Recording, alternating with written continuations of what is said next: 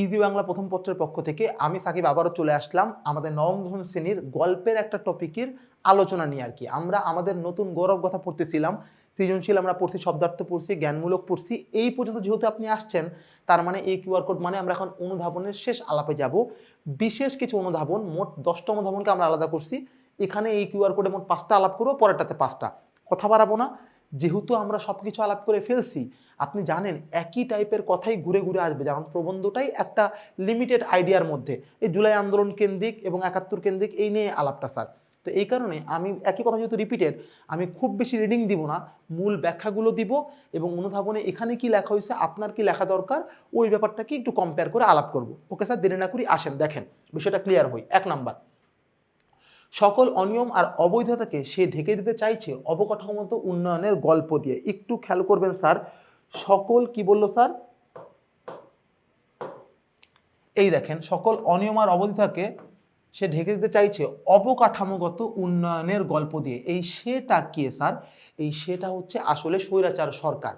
অবকাঠামোগত উন্নয়ন মানে হচ্ছে স্ট্রাকচারাল ডেভেলপমেন্ট, মানে সাদা বাংলা কথায় মেট্রো রেল, পদ্মা সেতু বা বড় বড় বিল্ডিং, ডাক ভবন, অমুক তমুক।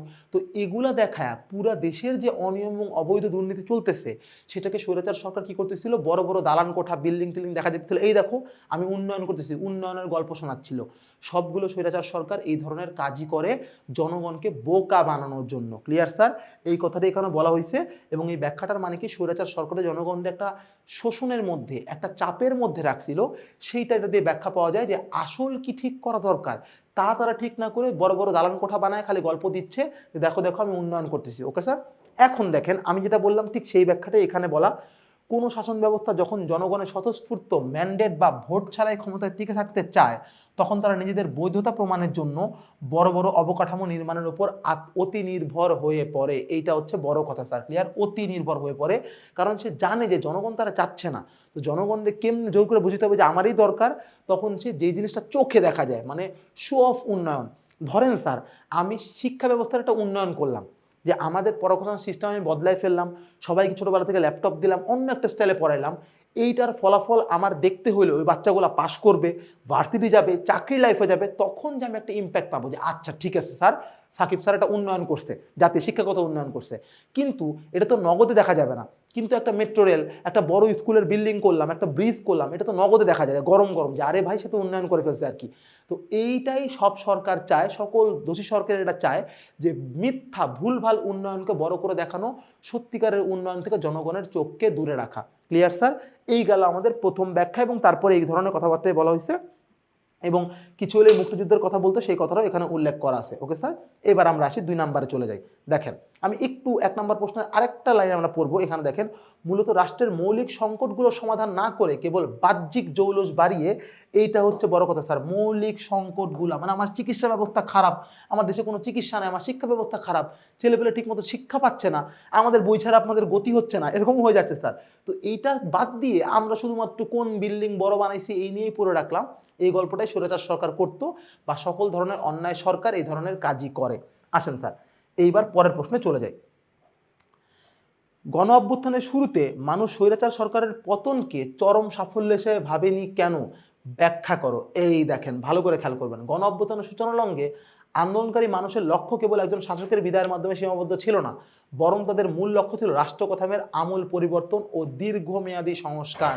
স্যার দেখেন, ওই আন্দোলনটার নাম কিন্তু আওয়ামী লীগ বিরোধী আন্দোলন না, আওয়ামী লীগ পতন আন্দোলন না, স্বৈরাচার পতনের আন্দোলন না। আন্দোলনটার নাম কি ছিল স্যার? আন্দোলনটার নাম ছিল স্যার বৈষম্য বিরোধী ছাত্র আন্দোলন। তার মানে এই স্বৈরাচার সরকারের পতন আসলে চরম সাফল্য না। চরম সাফল্য তখন হবে যখন স্বৈরাচার সরকার থাকুক আর না থাকুক, এই রাষ্ট্র একটা বৈষম্যহীন পরিস্থিতিতে যাবে। আমাদের এই যে এখনো যে আমরা আন্দোলনের পরবর্তী সময় যাচ্ছি, আমরা কি আসলে একটা বৈষম্যহীন সমাজে বাস করি? সত্য কথা বলতে গেলে কিন্তু তা কিন্তু না। তার মানে এখানে বলা হচ্ছে যে এই সরকারের পতনটাই কিন্তু চরম সাফল্য না বা মেইন কাজ না, আসল কাজ এখনো বাকি। সেই কাজটা কি? একটা বৈষম্যহীন সমাজ তৈরি করা। এবং দেখেন কি বলতেছে, রাষ্ট্র কাঠামোর আমূল পরিবর্তনের কথা বলছে। আমরা একটু এপাশ থেকে দেখি উত্তরটা কি বলা। দেখেন, সাধারণ মানুষ অনুধাবন করেছিল যে কেবল ক্ষমতার পরিবর্তন বা স্বৈরাচারের সরকারের পতনই প্রকৃত মুক্তি নয়। এই দেখেন স্যার, এই কথাটাই আমি বলতে যাচ্ছি। দেখেন আমি রাজনৈতিক আলাপ করতেছি কারণ পড়াটাই রাজনৈতিক আর কি। আমরা বর্তমানে যে সময়টা পার করতেছি, এটা কিন্তু মোটেও আমাদের জন্য একটা মুক্তি বা শান্তির সময় না। আমরা কিন্তু এই কারণে আন্দোলনটা করি নাই স্যার। কিন্তু তবু এই সময়টা কেন পার করতেছি? কারণ সরকারের স্বৈরাচারের ঠিকই পতন হয়েছে একটা সরকারের, কিন্তু আসল যে বৈষম্যহীন সমাজ, যে সংস্কার, সেই চিন্তায় কিন্তু বর্তমানেও আমরা এখনো যাইতে পারি নাই। তাই আমাদের আন্দোলন আদতেই সফল হয় নাই। Clear sir? এই কথাটা এখানে উল্লেখ করবেন যে সরকারের পতন বড় কথা না, বরং রাষ্ট্রটাকে সুন্দর করে গঠন করা সেটাই বড় কথা। Okay sir? এইবার আমরা সামনের দিকে আগাবো। 3 নাম্বার, বাংলাদেশের ক্যালেন্ডারের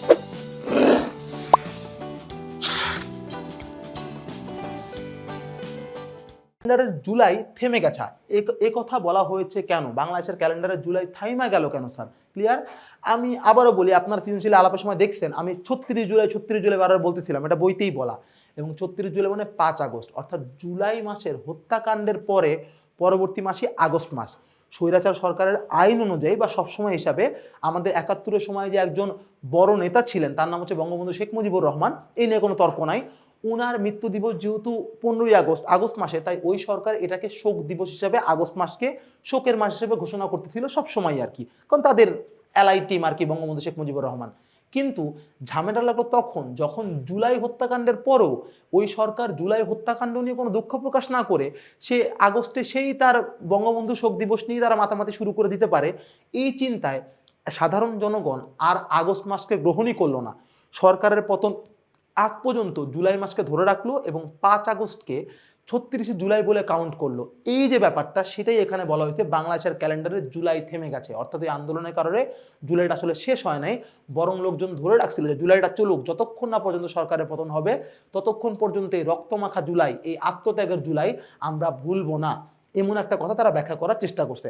এবার আমি কথা না বাড়ায় একটু রিডিং দিব, সামান্য একটু, দেখবো আমার কথার সাথে কতটুকু মিলে। ওই স্বৈরাচারী হত্যাযজ্ঞ সব গেল।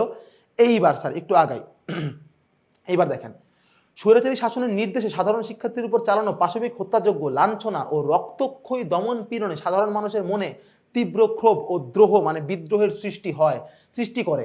লাশের মিছিল আর বিচারহীনতার সেই দুঃসহ স্মৃতি জুলাই মাসকে বাংলাদেশের মানুষের ভাগ্যলিপির সাথে এমনভাবে গেঁথে দিয়েছিল যে মনে হচ্ছিল এদেশের মানুষের সময় যেন সেই জুলাইয়ের থমকে গেছে। ক্লিয়ার? অর্থাৎ ওই সময় আন্দোলনটা তো তীব্র ছিল যে মানুষ যেন জুলাইতেই আটকে গেছে, তারা যেন আগস্ট মাসে যাওয়ার কোনো আগ্রহী আর পাচ্ছিল না।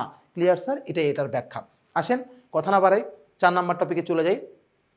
কারফিউ উপেক্ষা করে ঢাকার পথে মানুষের ঢল নেমেছিল কেন? ওই যে স্যার 5ই আগস্ট, 36 জুলাই, ঢাকার কেন্দ্রে বা প্রাণকেন্দ্রে অর্থাৎ গণভবনের দিকে সারা দেশ থেকে সাধারণ মানুষের একটা ঢল নামছিল। তার উদ্দেশ্য কি ছিল স্যার? বৈষম্যহীন ও গণতান্ত্রিক রাষ্ট্র প্রতিষ্ঠার জন্য।